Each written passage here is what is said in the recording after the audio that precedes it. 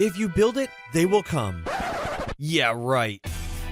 Fellow coders, if you're full of amazing ideas and have created amazing products but can't seem to get them off the ground, welcome. This is the Coders Startup, the show where smart programmers come to learn what it really takes to create, market, and sell a brand new product, and most of all, make it profitable.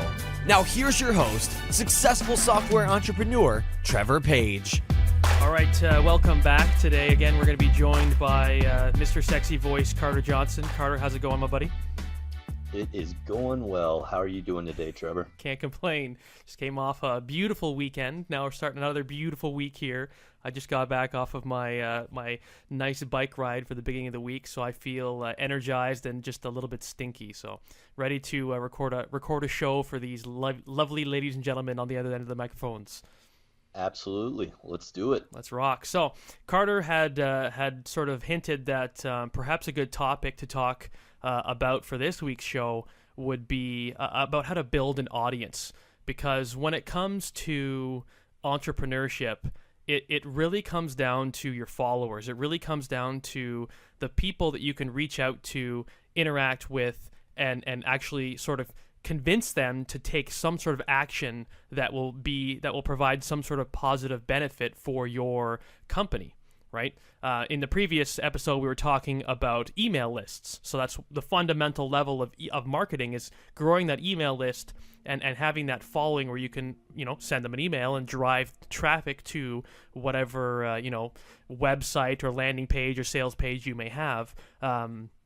That's almost like the surefire way to rock it in business, is to have that big list. But the question is, well, how the heck do you build a big list? So that's, I think, what we're going to be talking about today.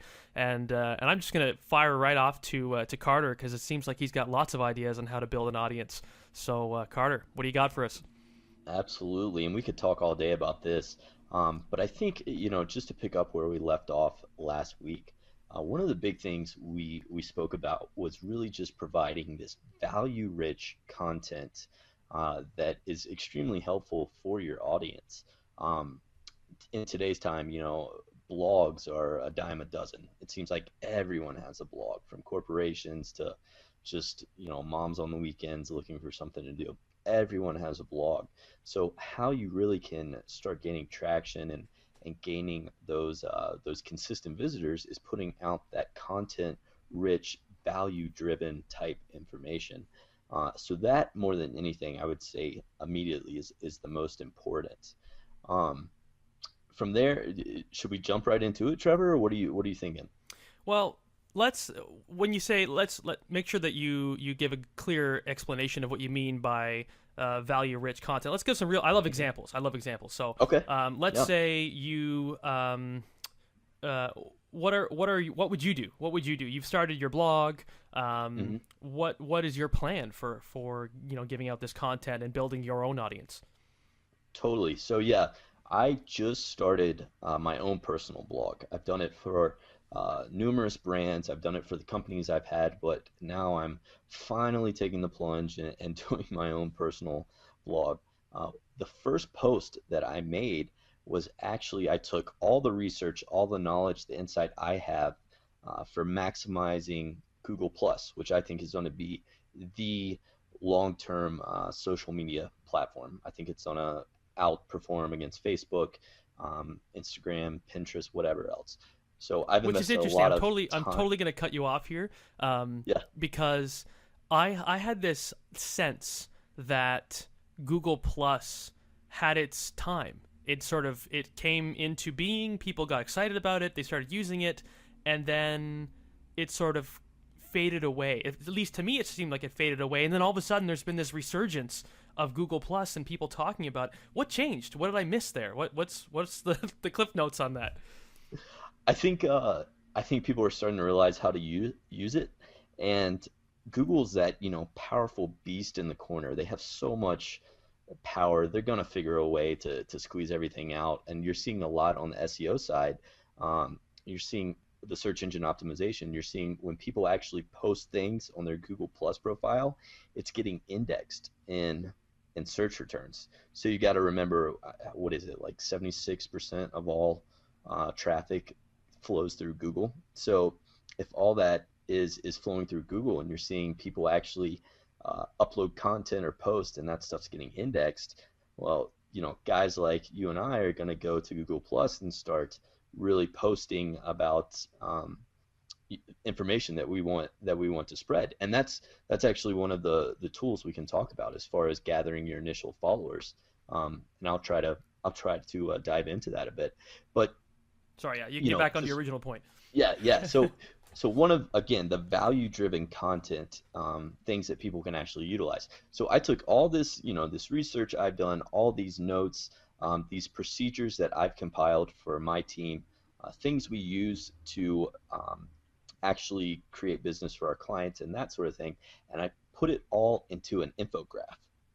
And instead of having this all over the place, like I've heard people complain about, which is one of the problems with Google Plus, they still haven't figured out how to consolidate everything.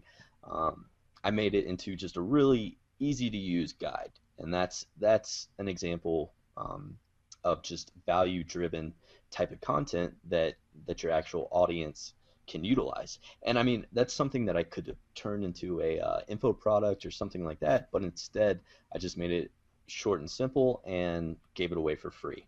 And that's the type of value that. So where do you do you know the email, or not the email address? Do you know the URL, the link? Did you make it podcast friendly to be able to say where these people listening, where our audience can go and check out that infographic? Do you know that link? Yeah, I have that link, and we can put it in the show notes, but it's mcarterjohnson.com/success with Google plus. So check it out. You'll get some ideas. It was really easy to create that, and we can dive into that another episode as well, just some of the free tools out there. Yeah. But yeah, let's get into how do we take this, because again, I was able to generate, I think, 225 unique visitors, and this is my first post. Absolutely, no mailing list, no Facebook page, nothing of that sort. So let's dive into, and I did that in 1 week. So let's dive into how to do that. I'm interested. Show me the light, buddy. How'd you make that happen? What tools did you use? What tactics? What strategies? Blow my mind. Yeah. And I haven't even, this is kind of just the tip of the iceberg. I've been so busy with some other things, but let's dive into the quick, simple things that I did. So going on top of Google Plus, a great way to actually share this is by posting it on your Google Plus wall. And what you can do is actually post it out to different communities. So I targeted like small businesses, as well as you can like +1 it to certain people. So what I could do is, +1 it to Trevor Page, and if you approve it on your wall, people will see it, that sort of thing. So that's a great way to do it. The next easiest way, anytime you have great content, a new blog post, something like that, there's a lot of communities, whether it be on LinkedIn or Facebook, even Pinterest. Pinterest has a lot of boards that people follow and that sort of stuff, that you can go on, and in a non-sleazy way, you can actually let them know that you put together something really cool that they can check out. And you'll get a lot of people who will thank you and really just take to heart what you say that way. And again, this is where you actually want to post about things that you have. A lot of times you see people doing it incorrectly, where they're posting, right now a super sale is going on, 50% off. You don't want to do that. Nobody wants to see that on the social walls, but they do want to see when you have this amazing free content that's helpful to them. So make sure you go out there and share it with them. If you're looking for, and I'll keep rolling with this, Trevor. Yep. We'll just keep giving them more ideas. Another great way is to piggyback off of other people's audiences. And the best way to do this is find other bloggers, other businesses that are in your niche, but not necessarily directly competing with you. And the best way to do this is to go to either Technorati, or you can go to, I believe it's BuzzFeed. It might be BuzzFeed, yeah, and look at the popular content, and you can basically break it down into the niche that you're in and look and see who are the most popular bloggers and that sort of thing. And once you have a list of those people, keep regular tabs on them. Visit their page, look and see what they're posting about. Try to add value to the conversation in the comments below. And eventually you'll build enough rapport with the blogger that you can do guest posts.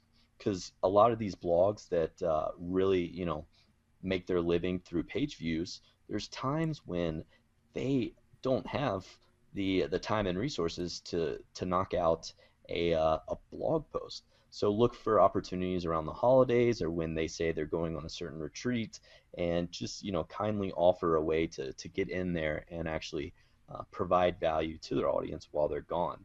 Yeah, and even I can interject here with a little story. I mean, I have my own blog as well where I teach programming concepts, and I take notice of the people who are consistent commenters. Okay, I mean, blogs in general don't tend to get a lot of comments until they're really, even when they are really big, they're still not, relatively speaking, a super massive amount of comments coming through. So you can take notice. You will take notice of those frequent flyers, those frequent commenters, and that's something that I should practice what I preach here, because I definitely don't do this. But I take notice when the people reach out to me and say, "Hey Trevor, that was a fantastic article," or "Hey Trevor, keep it up," or "Hey Trevor, whatever," and I know them now by name. I can name them off. So if they were to reach out to me and say, "Hey Trevor, I've got this great article," or whatever, I would love to be able to share it with your audience, I would probably say yes. I'd probably say, by all means, I'd love to, because they've built that relationship with me. So that's a fantastic way to rub elbows with the big guys and get in front of their audience. And a great way while you're doing that, Trevor, while you're building that rapport to reach out eventually, be sure that you're, in your name, in your signature, you're linking that to your current site, because that's, I've seen traffic that way, and that's something I make sure all my clients do when they're doing it. And guys, make sure you're using, the technology out there to do the heavy lifting. And what I mean by that is set up those RSS feeds, set up those Google alerts, make sure the blogs that you're following, you're automatically getting notified every time there's a new post. One of my buddies, Max, Trevor, he built, I think it was something crazy like 49,000 uniques just from being the first to comment on this one article that eventually went on and had like over 300,000 shares. I don't even know how many views it had, but I mean, that was amazing traffic he got to his site just from being the first one to post or to comment on that. And again, he wasn't pitching his product or anything like that. He was just furthering the conversation. He got 49,000 unique visitors. Yes, and that was to clarify, that was through a link in his. So did he actually put a link in his comment, or that's just a link on his name next to his comment? Yeah, so the way that blog was set up, it had a spot where anyone who has a signature, they can include what website they're from or what company or whatever. So you're not going to see that all the time, but usually at the very least, you'll be able to hyperlink your name back to your website. Okay, so that's just in the form itself. When you're filling out the comment, you can put in your link. Exactly. Okay, cool. Exactly. Yeah, so just to recap that, go to Technorati or what is it? Is it BuzzFeed, Trevor? I think it's BuzzFeed, yeah. Yeah, BuzzFeed. And look at the most popular content, most popular blogs in your space. Set up those RSS alerts just to be notified anytime a new post is up. Go over there, comment, add value, link back to your site, and eventually you'll be able to reach out to those bloggers, offer to guest post, or even send out maybe a special article specifically to their mailing list. So there's some ideas. Sweet. Right there. Now, just as far as blogs go. Yeah. Now, even for me, so I have a lot of experience with blogging. Like I said, I have a blog, and it's been live for just over 2 years now. And one thing that's kind of tough to really get behind is, for me, for building my audience, I can't even. I wouldn't be anywhere without my blog with respect to building my audience. because now my blog gets somewhere between 30 and 40,000 unique visits every single month. And when we say unique visits, that means people who that's only people who have visited, on their own. That's not people who came back and visited twice. The people who visit many times don't get recounted. That is unique individuals coming and seeing the blog, 30 to 40,000 a month. And when you have that kind of traffic, I can tap into that traffic and turn those people into email list subscribers, email followers. You can turn them into raving fans. You can get them sharing your content. That's how you build an audience. And so you might ask, how the heck did I do that? Well, all I did was put together quality content every single week. Every single week, I'd post some sort of new content with respect to teaching a programming concept, and I did it sort of more or less chronologically as you should learn how to program from sort of step one to step done. That's how I did it on my blog, and I just gave all of that content away for free. Now, even when you screw up, because I certainly didn't do this the right way, even when you screw up and don't go out and try to syndicate the content, so I mean, such a small fraction of the work is in the creation of the content. There is so much more work after the fact with respect to getting it out, marketing it, like you said, leaving comments on other people's blogs and getting your stuff read through maybe a link in your name or what have you. There's so much more work after the fact that us as programmers, at least me for programmers, as a programmer, forget to do from time to time. And I sort of started to slack on this, and I started to see the results I wasn't getting as much traffic anymore. But in any case, if you do it right, even when you do it perfectly, sometimes the traffic that you'll see, the audience that you'll build, doesn't happen immediately at all. I think I finally started to notice some incredible numbers as far as I thought were incredible. Some were at the 9, 10, 11 month mark into it.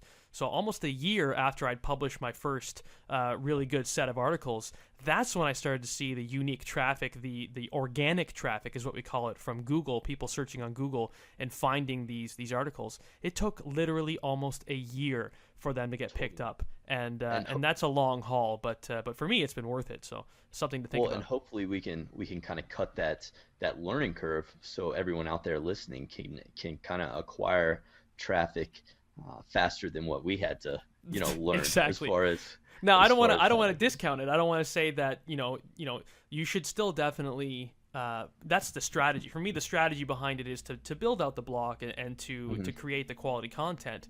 But the tactic is to try to get those quicker hits faster, those quicker unique visitors through these different techniques. So do you have more techniques you can throw at us? Oh man, yeah. Let's keep rolling with them, because I know these guys want to hear them, because that's what I'm always eager to hear when people mention stuff. Yeah, man.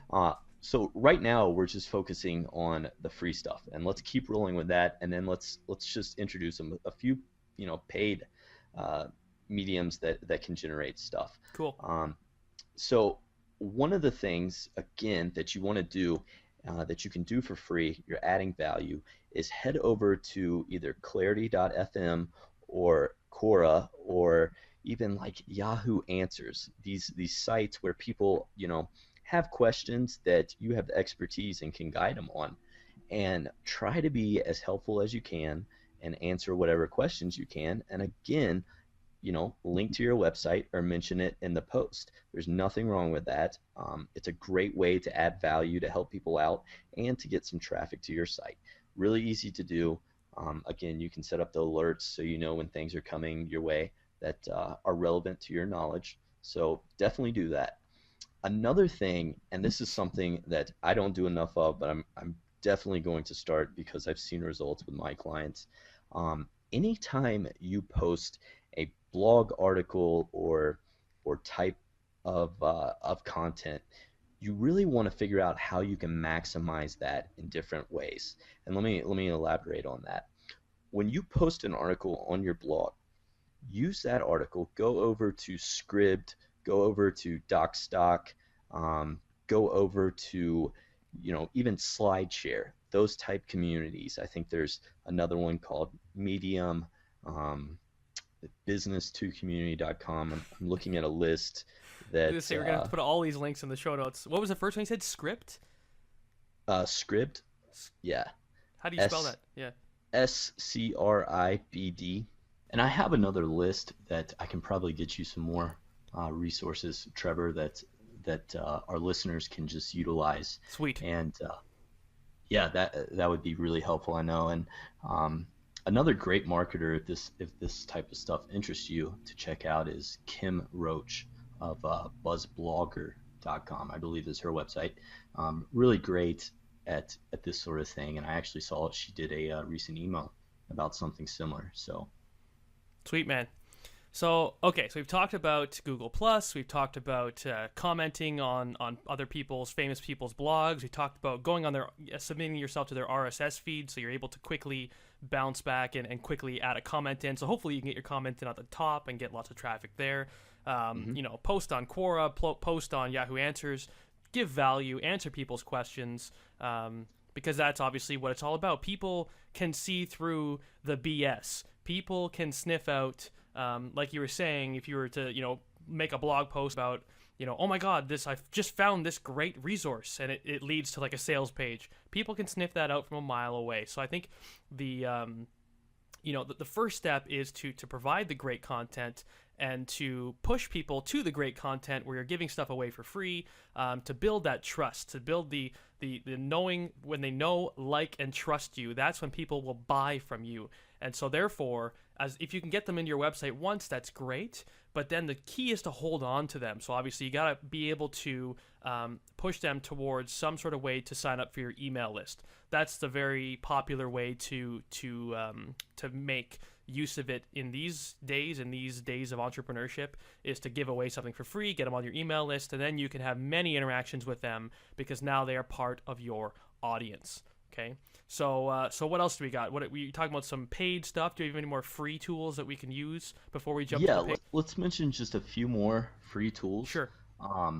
One of which that is really popular right now and a great way to get a ton of traffic is through Udemy. Just building basically a course that helps your target market understand something better. So something that I could do is building a really simple course for local businesses on SEO. And I could put it on Udemy. You take that course for free. You know my name. You have all of my my information as far as my website. So hopefully you're going to go check out more over there. And another cool thing about Udemy, you can message people who have signed up for your course. So as you update things, as you have new courses that come out, you can hit up that old list and let them know as far as that stuff goes. That's so cool. definitely... I'm not sure if I realized that before. So I remember for putting courses on Udemy, I was kind of deterred from it because you can't get their email address. So that was sort of a deterrent for me. But you make a good point. You could still click inside of Udemy to email them. And do you know if there's any rules or regulations on what kinds of emails you can send them at all? I'm sure there is, and I don't know those off the top of my head. Okay. But I do know you can message them anytime you have new stuff that's coming out. Okay. So yeah, that would be very valuable. Utilize for sure. that. And surprisingly, I was just looking over some numbers yesterday, Trevor, and slideshare.net, making slides and really just taking whatever content you have and creating a short PowerPoint, that gets a lot of views. And if you put a few hours of work in there and actually create something that's valuable, link it back to your site, have calls to action inside the slides, so reasons that people would visit your site, that is a great way to pick up some free traffic. Yeah, and what I've seen that I've actually been starting to use that's actually working is so I will put together some sort of an instructional video or maybe even a series of videos. So you call it a course. You put a few videos together and you can call it a course. People won't blink an eye at that. And inside of it you can say, hey, so you're giving this thing away for free, the series of videos that you're calling a course. And inside of it you can say, hey, if you want to have some material that supplements this course. So for example, for me, I've got this course on how to learn how to use databases and use SQL and learn the SQL language, et cetera, inside of it, if you want to be able to get access to the assignments or to the source code or to what have you, you can go to a page where you can get this stuff, again, for free, but it's behind that subscription wall. So they need to give you their email address to get access to that content. Hugely effective way to be able to collect email addresses is to do it through that kind of concept. So you're saying you can do the same thing with slideshare.net? Absolutely. Sweet, absolutely. Dude. All right, so that's there's gonna be a lot of links. I'm sure you guys are freaking out. The show notes will be available at coderstartup.com/2, the number 2, not spelled out, but you'll be able to go there and you'll be able to see a summary of what we've been talking about, and obviously all the links. And I'll try to organize it as best as I can so that it makes sense for you guys. So anyway, keep hitting us, dude. This is great stuff. Let's keep the ball going. Yeah, should we move into basically how to utilize the paid tools, or yeah, sure, whatever works. Okay. We got plenty of time. Let's do that, because now that you have an idea about this this content, one of the quickest ways that you can build an audience and really differentiate yourself among your competitors is advertising on these paid networks. But the trick is not advertising your product, but advertising this great content-rich free information. And you're probably thinking like, oh, Carter, why would I do that? Why would I, but spending something like $20 and advertising this free stuff, you would be surprised how much that can just balloon your overall subscriber base. Well, and I could even interject here and say I've paid for traffic where I paid for traffic on Facebook to send it directly to the sales page. And I can tell you with certainty it doesn't work. Okay, you can't have an ad that people go click on it and say, "Oh my God, I've never seen you or heard of you before, but I see that you have a big yellow button that says buy now, and you've got a product that sounds interesting to me, so I will innately trust you and give you the money out of my own pocket to be able to have access to this product that I didn't even know existed 2 minutes ago." Okay, that doesn't work. It does not happen that way. I'm sorry. I wish it did. Maybe it did, in the days of the early internet, maybe back in the 90s, but it's just not how it works today. So I can tell you from firsthand experience that sending paid traffic directly to a sales page does not work. So anyway, continue going. Yeah, absolutely. So, one of the things you want to do, especially when you're paying for traffic, is make sure whatever page that you're sending them to, that they can easily share it with their network, because that, again, is what the popular thing is these days. So like, for instance, with the Google Plus infograph that you'll have the link to, you can actually, I have the share widgets on the side, and you can share those very easily. One of the share widgets that I recommend, and we can add this in the show notes, is addthis.com. I've been looking for a really nice, just clean looking share widget, and recently came across that about a week ago, and absolutely love it.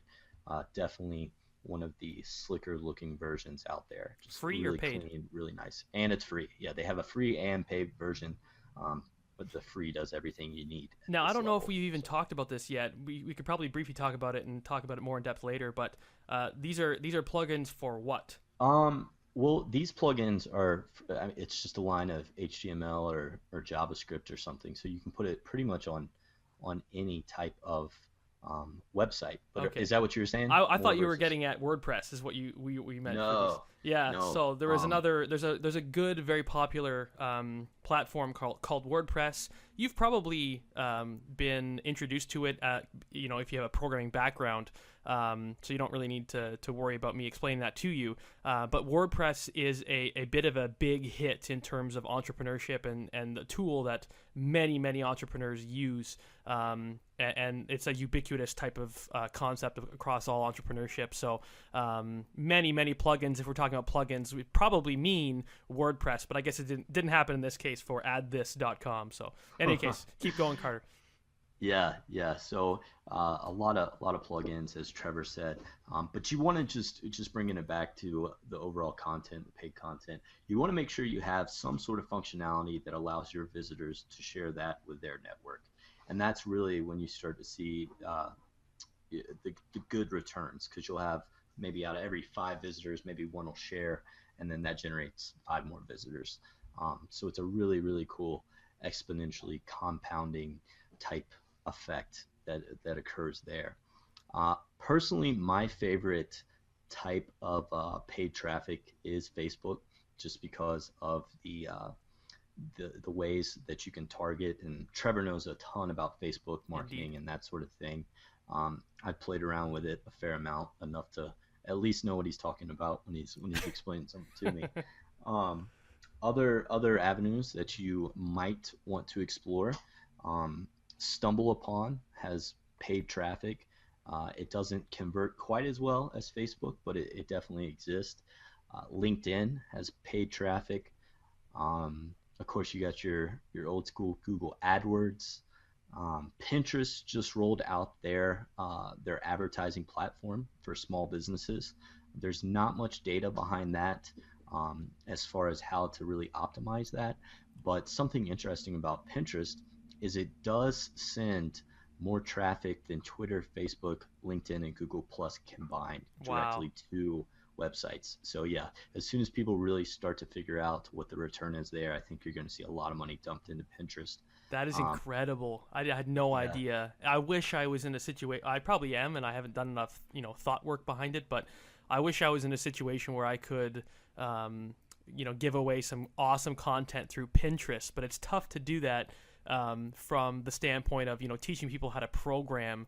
mhm. I can make infographics. I guess that would be one thing. Yeah, I was But going to say infographics. yeah, but that's probably the only real thing that I could do, other than maybe like quizzes or something. I could put an image that says it has a picture of some code, and then Hmm. it says like what's the output of this code or something like that. Yeah, like Test your knowledge or something like that. programming knowledge or Yeah. something.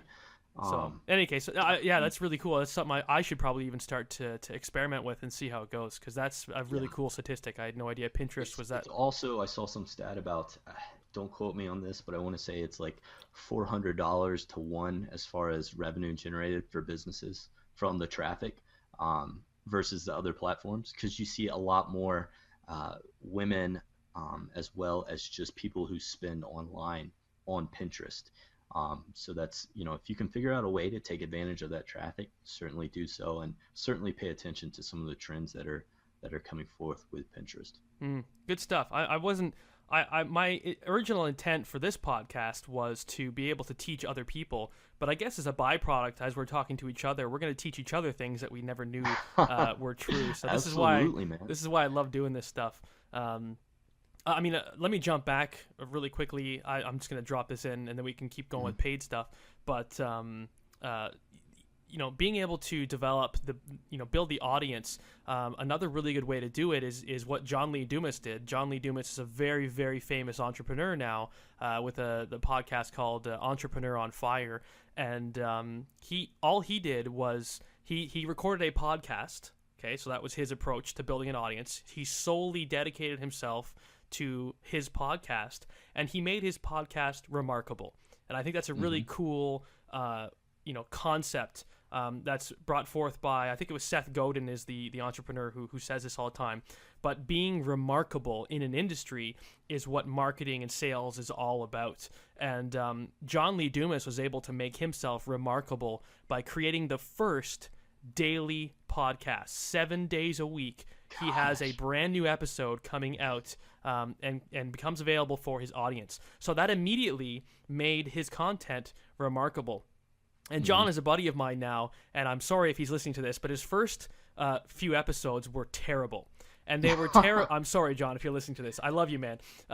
His first content was terrible, and that was because he was very, very new. He had never done a podcast before. He had no experience in podcasting. He had no experience in broadcasting in any way, shape, or form, and he was just very robotic. He would not engage in conversation with his guests. He would not do all the things that he does now. But the point of the story is he was able to build a massive audience to the point where he's making 6 figures a month. I think he made $298,000 last month. Just an insane amount of money. And it all started because he did 2 things. He built his audience, and he built it in a way that was remarkable. So I think on top of what we've already said here, we've already been talking about, you should also weave in to your strategy and your plan for releasing content to make it remarkable. So that's something that, again, I fall short on sometimes, and that's something that I need to challenge myself with and figure out ways to make every single piece of thing that I release remarkable. So that's also something you should keep in the back of your mind as we go through these topics, as we go back and forth with all these tools and tactics. So by all means, continue. Absolutely. And you know, another point to add to that, I saw it somewhere. It was a quote, but it was just that it was something like, you can be incredible at anything, but the key is to choose something. Because, you know, so many times we just chase and chase and chase whatever the new tactic is or the new strategy. And I am more guilty of that than anyone else I know. Trevor is in a mastermind with myself that we meet weekly, and that's been kind of my 2014 focus, has been my thing that I'm consistently been working on, and that's something I've improved on. But it's easy to get caught up in it. I mean, you know, we're talking about this podcast with Entrepreneur on Fire, and I'm already like, oh man, I should do a podcast. You know, already thinking about that. But the key is, you know, just find something that aligns nicely with you. Find something that excites you, that interests you, and then just hit it hard. Hit it hard until you know, you are completely convinced that it is either working or not working. And I'm sorry to say that sometimes can take years. So be patient as well. You can't do one thing for 2 weeks or one thing for a month and then be able to confidently say that it does or does not work. So I know I've been guilty of this as well. I've, you know, released a product and thought, you know, this is going to be a game changer. This is huge. This is amazing. Everyone's going to love this. And it seems like at the beginning everyone did, but then it sort of tapered off. So, I mean, and it doesn't prove that it was going to work or that it was not going to work. But the key is to be patient with this stuff. Entrepreneurship is a test to your patience and your ability to weather the storm. So that is one universal lesson that I've learned through all of my 2 years of full-time experience as an entrepreneur. So it's not a massive amount of experience, but it's definitely a lesson that and what is that saying, that overnight success happens in 15 years? Yeah, exactly. I think that's it. I think it's 15 years or something that people say, but there's no such thing as overnight success. And that's why it's so important to really do something that you're enjoying, because there's going to be a lot of times where it just sucks.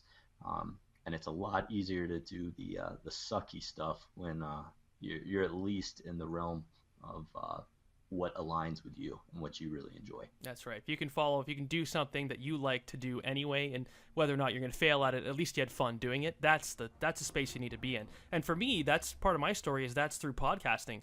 Of all of the things that I did, I took a sort of an inventory of my own mental self, and asked myself the question of, what do I enjoy? What is it that I'm getting out of this stuff, and what do I look forward to? And the answer every single time was podcasting. So for me, that's why obviously we're doing this podcast now. This was a little idea of mine that I decided to take action on and go forward with, and I just love to do it. So I could podcast probably every day, just like John does. I don't choose to yet. But that might be the direction that I end up going, because I love to do this stuff so much. And it's a great medium for building an audience. So since we're talking about building an audience, hey, if podcasting is something that interests you, perhaps we should dive into that topic more so, probably in a completely different episode, because you can spend a lot of time talking about this stuff. But anyway, let's get back to paid content. I was going to say, just bring it back into a full circle. Another thing, just another tidbit of ways to gain followers and traffic and everything else, that I'm one who I don't do this enough, and that's sharing it with my own inner circle. I am awful about broadcasting something out to my Facebook followers or my family and friends, just saying, hey, this is what I'm doing, check it out over here. And it surprises me. Sometimes I'll see, my friends share something that either I put on my blog or one of my companies put out, and I didn't even do it. And so I need to get better at that. But that's something that I've seen a lot of people do and do very successfully. And that's just, completely post it out to their own inner circle. For sure. All right. So you got any more bombshells for us in terms of advertising? We talked about Facebook advertising, stumble upon advertising. The focus there should be to send traffic to non-paid content, so some sort of valuable stuff that they will like, and ensuring that you have some way to share it socially, and maybe even a call to action in terms of getting them onto your email list, because that should be the logical first step or next step in the progression of taking them as a cold website visitor to someone who's actually joined your audience. So finding a way to get them onto your email list. And something really, really important that I can't believe we almost left out. Paid advertising. When you're doing it, experiment with no more than $5 a day. Do not sink an astronomical amount of money into this, paid advertising until you really know how it's working, that it's working, and you're converting at good numbers. Again, I think, $5 a day is plenty to learn and really start to tweak and get a feel for things. I've seen people, blow through hundreds of dollars in a few days just because they didn't optimize and really dial in their overall paid advertising. So definitely something to keep in mind. Yeah, I mean, it's nice to be able to. It feels good to be able to sink in a bunch of cash into advertising because it feels like you're doing something, and that you're moving the needle forward. But yeah, I mean, I've been guilty of this too, where I just say, okay, well, I've got this one campaign, and I'm ready to. I'd be willing to lose $100 right now, and I just click the go button, and that's exactly what happens. I watch $100 go down the drain, and I learned my lesson. But you can learn these lessons for far cheaper, especially with Facebook, because Facebook has such cool tools to allow you to track everything that's going on. You can literally track the visitor as they click, land on your page, and if they purchase your product or if they sign up for your email list or what have you, you can track that and follow those conversions and see how much it costs for you to turn them into a conversion, to turn them into an email subscriber or buy your product. And that's all through tracking pixels and HTML code that you just copy paste and stuff like that. But anyway, that's definitely a topic for another episode. But yeah, lesson learned there. Don't just blow through hundreds of dollars right away because you have the cash to lose. So yeah, focus on great content and those free avenues. Start building your list there and you'll do just fine. Literally, if you spend a couple hours every week just on going those free avenues that we mentioned, you'll be better than 99% of the people out there. Yeah. And by as many or as much as you can, remember to be remarkable. So what is it that you can do when you look at your competitors? And I shouldn't use the word competitors because generally it's better to look at the people who offer similar products as someone you can cooperate with and you can team up with and you can both share your audiences with each other and make some good money between the two of you. But look at the other people who have content along the same lines as yours and see what you can do differently. So for me, what I noticed, to give you an example, what I noticed is that when people publish content about programming, they tend to do it in just one format. So they choose to publish as a video, or they choose to publish in written format as a blog, or they choose to publish it perhaps via audio in some way, shape, or form. But when I publish content, I try to publish it in all the mediums at once. So I have an audio portion, a video portion, as well as a written blog portion, and I put that all together in the same page for them. And I don't know, I mean, this is what I've been doing for a while now, and not only is it good for being a little bit remarkable, because people are seeing and discovering what this podcasting thing is, because a lot of people don't even know what a podcast is yet. I think, 4 out of 10 people, if you ask them, will say, yes, I know what a podcast is, but 6 out of 10 of them will say, what the heck are you talking about? It's a good way to spread the word about your other avenues, your other content and other ways to build the audience, because people who like to read might not like to consume videos, and people who like to consume videos might not like to read. So why not hit all the possibilities in one shot and be remarkable? Okay, so that's one thing that I did that seems to be working for me and that I'm very happy with. So always remember to stay remarkable, and I think eventually you'll hit your stride, and eventually you'll be able to quit your 9-to-5 too. But again, we can't promise that it'll be anytime quick. It could take years and years of hard labor and lots of punching of monitors and walls. So definitely frustrating. So is there anything else that you can throw into the mix here, Carter, before we send them off on their way to go through their day and put our content into action? I know we could talk all day about this. I think we gave him pretty much the 80/20 as far as this goes. Really, just when you're creating this content, look at what other people are doing that is working well, that's getting a lot of traction. So again, Technorati and Buzz. Man, why do I keep forgetting that? BuzzFeed, I think. Yeah, BuzzFeed. Just going on there and looking at what content is doing well, and then adding your own remarkable spin to it. Right. So do that, and you're golden. Sweet. So. And I think one more thing I just remembered that tends to work well, and I know because I've seen it work on my blogs, my posts, are to create content around lists. So top 10, top 7, top 5. People tend to like the top X number of this or that types of strategy. That definitely did well for me. I had the top 5. What the heck was it? Top 5 concepts of programming to learn how to program or something along those lines.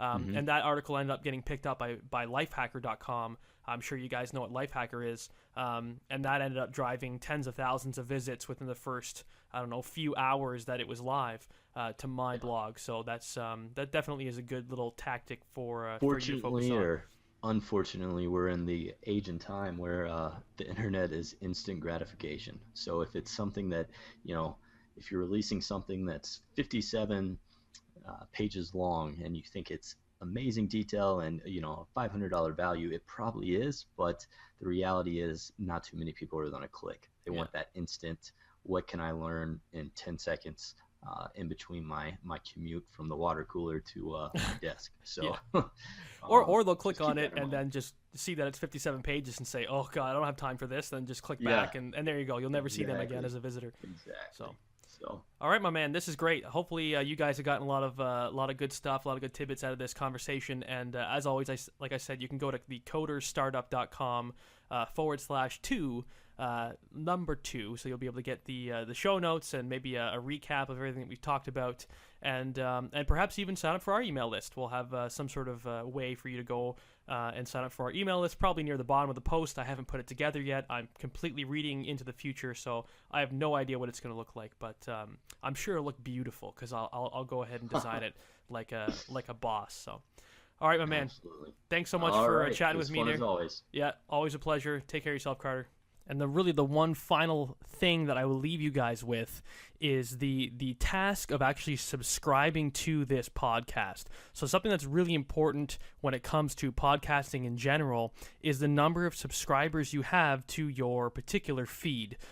So if you want to do this, you can just go to codersstartup.com /iTunes. As soon as you type in that link, it should open up the iTunes player on your computer, whether you're on a Mac or a PC, and then you'll be able to, it should take you right to our show, and you'll be able to click on the subscribe link, which is most likely going to be in the top left of the player, just below our beautifully designed logo. You'll be able to click the subscribe button, and even if you are already subscribed on your mobile phone, it still helps us if you subscribe on the actual iTunes program. You don't have to actually download our shows there, but believe it or not, it just helps to have those people, you guys, subscribed via iTunes. iTunes, gives us the tip of the hat, and it helps our show get spread out and shared with more and more people. It'll show up higher in search results, and so on and so forth. So please, by all means, if you're going to really take one action out of all of our